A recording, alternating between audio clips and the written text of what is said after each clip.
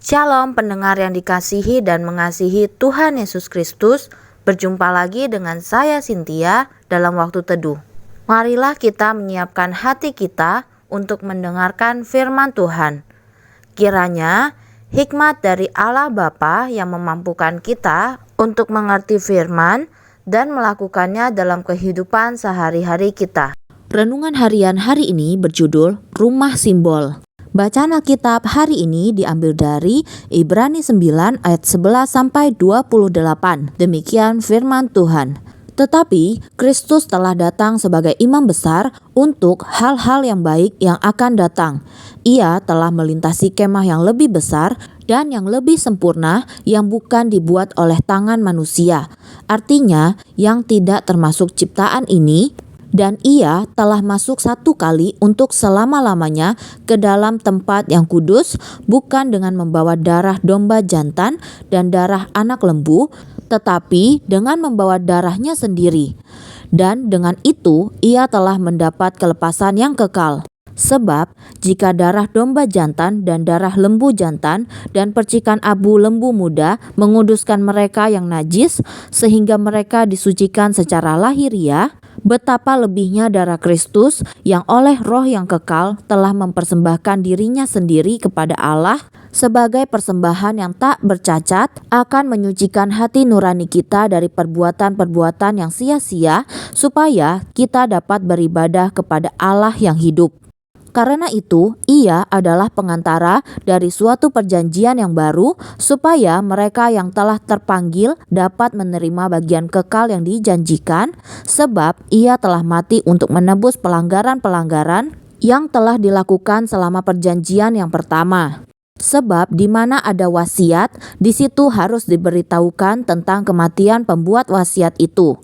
Karena suatu wasiat barulah sah kalau pembuat wasiat itu telah mati.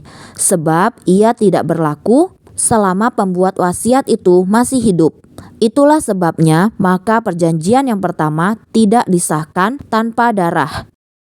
Sebab sesudah Musa memberitahukan semua perintah hukum Taurat kepada seluruh umat, ia mengambil darah anak lembu dan darah domba jantan serta air dan bulu merah dan hisop untuk memerciki kitab itu sendiri dan seluruh umat sambil berkata, "Inilah darah perjanjian yang ditetapkan Allah bagi kamu." Dan juga kemah dan semua alat untuk ibadah dipercikinya secara demikian dengan darah. Dan hampir segala sesuatu disucikan menurut hukum Taurat dengan darah, dan tanpa penumpahan darah tidak ada pengampunan.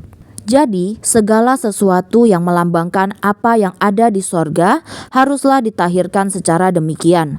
Tetapi benda-benda sorgawi sendiri oleh persembahan-persembahan yang lebih baik daripada itu. Sebab Kristus bukan masuk ke dalam tempat kudus buatan tangan manusia yang hanya merupakan gambaran saja dari yang sebenarnya, tetapi ke dalam sorga sendiri untuk menghadap hadirat Allah guna kepentingan kita. Dan ia bukan masuk untuk berulang-ulang mempersembahkan dirinya sendiri, sebagaimana imam besar setiap tahun masuk ke dalam tempat kudus dengan darah yang bukan darahnya sendiri. Sebab jika demikian, ia harus berulang-ulang menderita sejak dunia ini dijadikan. Tetapi sekarang ia hanya satu kali saja menyatakan dirinya pada zaman akhir untuk menghapuskan dosa oleh korbannya. Dan sama seperti manusia ditetapkan untuk mati hanya satu kali saja dan sesudah itu dihakimi, demikian pula Kristus hanya satu kali saja mengorbankan dirinya untuk menanggung dosa banyak orang. Sesudah itu ia akan menyatakan dirinya sekali lagi tanpa menanggung dosa untuk menganugerahkan keselamatan kepada mereka yang menantikan Dia. Nats pembimbing hari ini diambil dari Ibrani 9 ayat 22. Demikian firman Tuhan. Dan hampir segala sesuatu disucikan menurut hukum Taurat dengan darah, dan tanpa penumpahan darah tidak ada pengampunan. Suatu kali tetangga kami sangat terkejut ketika tiba-tiba ada dua laki-laki muda tak diundang memasuki rumahnya. Ia menjerit-jerit hingga membuat kedua lelaki itu melarikan diri. Namun demikian, tidak ada seorang pun yang akan menuduh atau menilai tetangga kami itu tidak ramah. Apabila Anda memasuki rumah orang lain, maka sebenarnya Anda telah berada di wilayah peraturan orang tersebut. Kita kadang-kadang lupa bahwa prinsip yang sama juga berlaku saat kita masuk ke hadirat Allah. Hal ini diperjelas dalam rumah simbol Perjanjian Lama yang dikenal sebagai kemah suci. Keluaran 25-27. Bangunan dan pengaturan semua perkakas di dalamnya mengajarkan kepada kita bahwa kita dapat datang ke hadirat Allah apabila memenuhi persyaratannya. Sebagai contoh, renungkanlah mezbah korban bakaran yang terbuat dari tembaga. Tembaga di kitab suci melambangkan penghakiman Allah atas dosa. Penyembelihan domba dan kambing di atas mezbah melambangkan akibat dosa.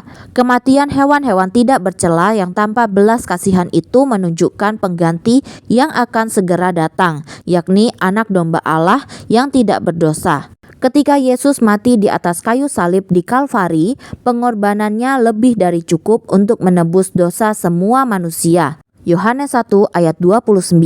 Satu-satunya cara untuk mendekati Allah adalah dengan memenuhi persyaratannya. Kita harus menerima pengampunan yang ditawarkannya melalui Kristus. Sudahkah Anda menerima Yesus, anak domba Allah, sebagai juru selamat Anda dari dosa?